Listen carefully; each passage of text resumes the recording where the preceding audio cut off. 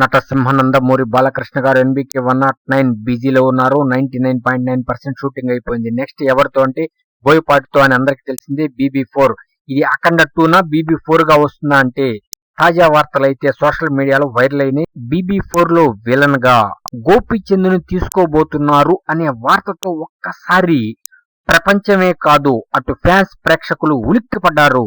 ఎందుకు అంటే గోపీచంద్ మొదట వచ్చింది విలన్ గానే ఊపేశాడు. నిజంలో అయితే పీక్ స్టేజ్ కి వెళ్ళిపోయింది ఆయన నటన. అటువంటి ఒక గొప్ప విలన్ వర్షంలో కూడా అద్భుతంగా నటించారు.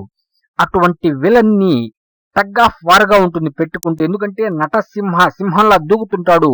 అందుకు తగ్గట్లే అంత స్టామినా గల విలన్ ఉండాలి. ఎందుకంటే నటసింహం ఢీకొనాలంటే స్టామినా ఉండాలి. అఖండలో అదరగొట్టాడు నటసింహ నందమూరి బాలకృష్ణ.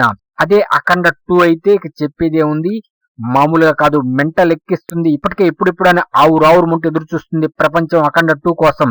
అదే సమయంలో ఇది BB4 అఖండ 2 నా అనేది డిసైడ్ అవ్వాలి.